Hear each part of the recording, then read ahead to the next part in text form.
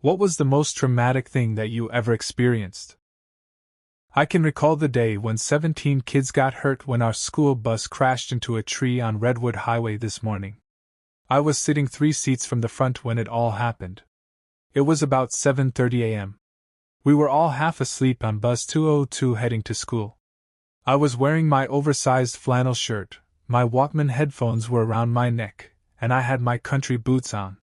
I was sharing a bag of flaming hot Cheetos with my friends Brent and Dave. Just another boring Monday morning in 1995, you know? There were 29 of us packed into that yellow bus. Everyone was doing their usual thing.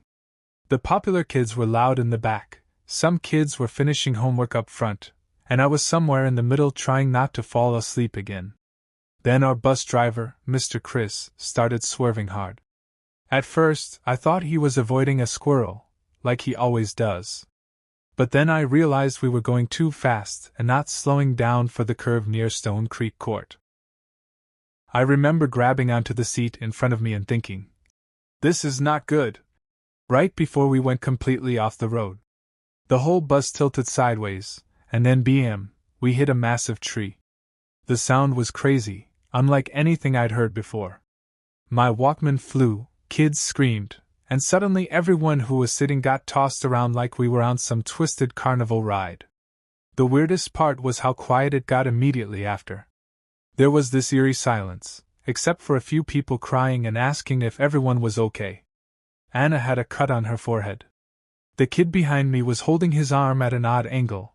Brent had a few cuts on his arm, Dave had a broken nose, and I could taste blood in my mouth from biting my tongue. Mr. Chris was conscious but looked pretty shaken up. He kept apologizing while we waited for ambulances and fire trucks. Traffic on Redwood Highway was backed up for miles. I could see cars stretching way back through the cracked window. 17 of us ended up going to the hospital. Most injuries were just cuts, bruises, and whiplash. It could have been much worse if that tree hadn't stopped us from rolling down the hill.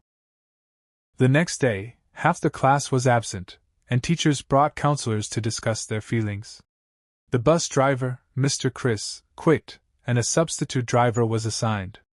Despite the new bus, everyone tensed up, and some kids started getting rides from their parents. The survivors shared an unspoken understanding of what they went through.